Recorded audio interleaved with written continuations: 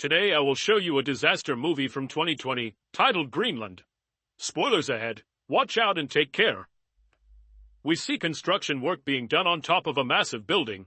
Two men are talking about some delays. The one that's frustrated with the situation is the boss, John. Moments later, he's driving his car, listening to the radio about an interstellar comet that will fly by close to Earth. He arrives at a suburban neighborhood and walks up to a house, reluctant to go in. He enters a room where a woman is seen on a treadmill. That's Ally, his wife. They have an awkward conversation surrounding their child, Nathan, and his upcoming birthday party. The son arrives and is excited to see him. They go to his room and talk about a drawing he made of the coming comet, named Clark. As they're laying on the bed, it's revealed that the boy is a diabetic. They talk about John's separation from his mom. Later, the three of them are in a living room listening to the news about the comet. The interstellar body is moving fast toward Earth and is made up of many pieces of ice trailing behind it. That night, he's seen moving back in the house, taking the guest room. The next morning, the dad is listening to the news about the comet again. They're saying that pieces of the comet will fall on Earth, but that there's no reason to worry. While he's cleaning the grill for the upcoming party, Ally walks in and tells him that he needs to go to the store to pick up a few things. He takes his son with him, and while still at the parking lot, everyone is looking up at the sky. They see the comet approaching. Inside the store, as they are shopping, John gets a presidential alert on his phone and then an automated call. No one else in the store is getting the same alert. He is informed that him, along with his wife and his son, are chosen for emergency shelter relocation. The same alert is shown in the house TV, but Ally doesn't see it. John quickly leaves the store with his son. As they're driving home, he sees military vehicles and planes going the other way. When they arrive home, the people have already gathered for the party. John goes to talk to Ally in the kitchen and asks her if she got the same alert.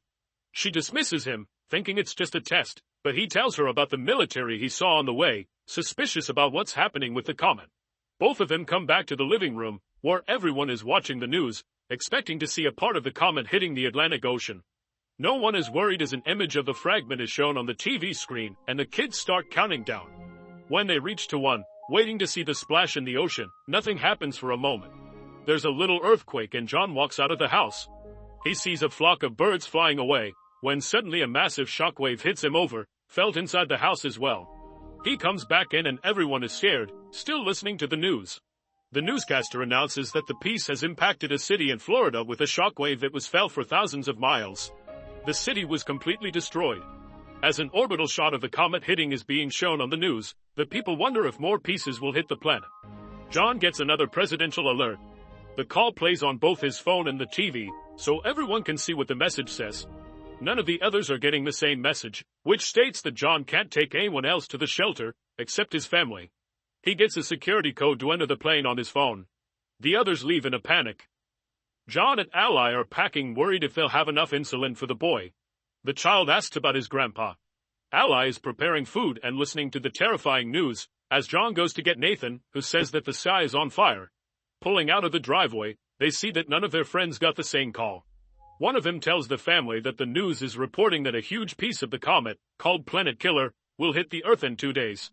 As they are leaving, another neighbor runs to them, begging to take their daughter. John refuses and they drive off, arguing in the car that even if they did take her, she might have been turned away at the airbase. Later, as they are driving, people are seen already looting the stores. Suddenly, they drive up to a massive traffic jam on the highway and John goes the other way, taking a side road. They're listening to the news on the radio, saying that there have been more impacts than others are expected, which might take out entire cities or even cause an extinction-level event. They arrive at the airbase, being guarded by the military. People are gathered around the doors because they're not being allowed in. The family pushes through the crowd and is allowed entrance with the barcode they received. Once inside, they are given wristbands for personal identification and are told to move all their things into one smaller bag.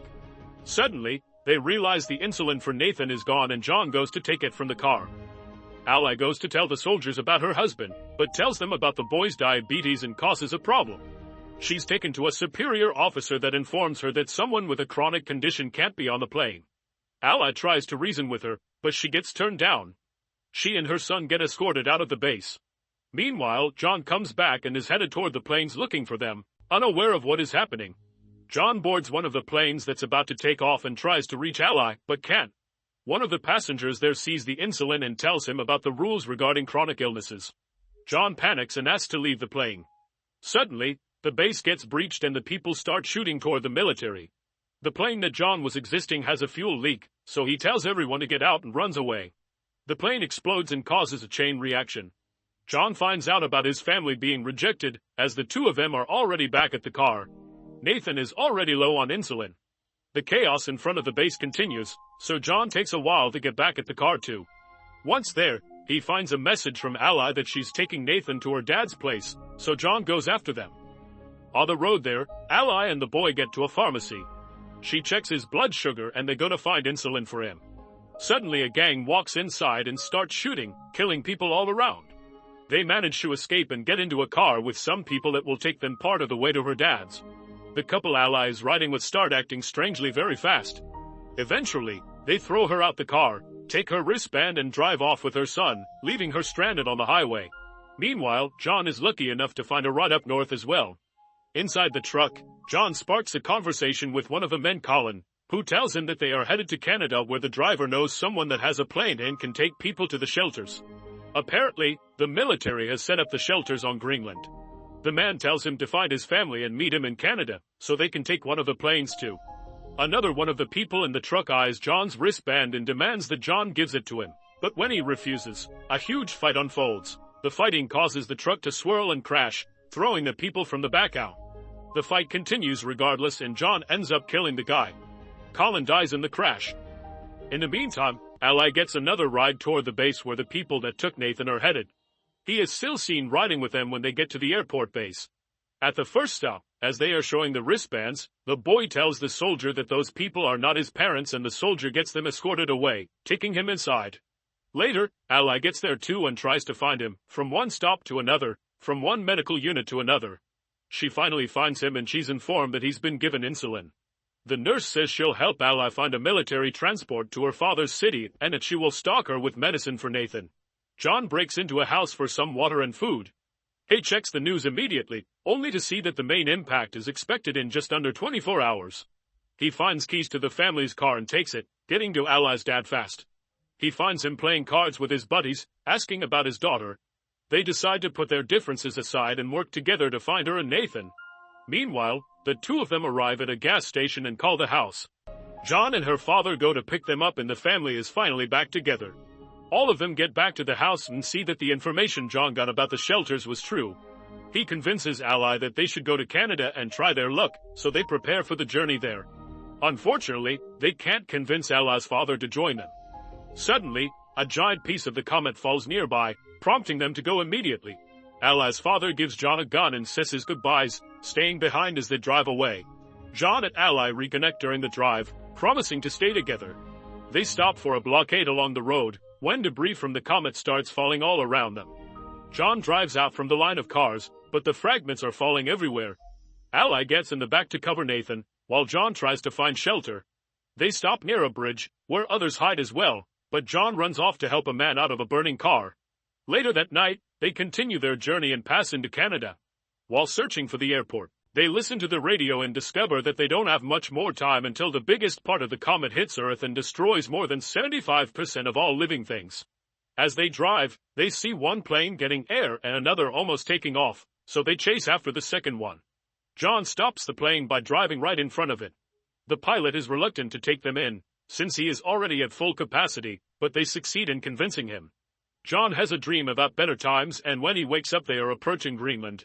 The place seems unaffected by the comet, until a moment later a fragment impacts the water and creates a shockwave that hits the plane.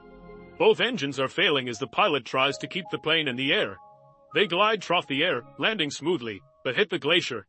The pilots are pinned on impact, but John isn't able to help them. He sees a military plane land a mile away, so he shows the people from the plane there, and when they arrive, a military truck takes them in and gets them to the shelter. As they are going inside, the planet killer hits. The impact will reach them in a matter of minutes and the people are still getting deeper inside the shelter.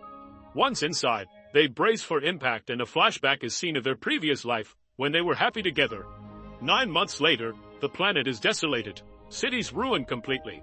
A radio signal is searching for survivors and establishes a connection, informing the receiving end that the dust has settled and there is no radiation. The hatches of the shelter open and reveal that the family is still alive, facing the ruin of the planet. As a symbol of hope, they see a bird flying outside and start coming out of the shelter. As the Earth is seen from space, radio signals communicate from all around the globe. There are people still alive everywhere on the planet. Make sure to subscribe and turn on notifications so you can watch more videos like this. Thanks for watching.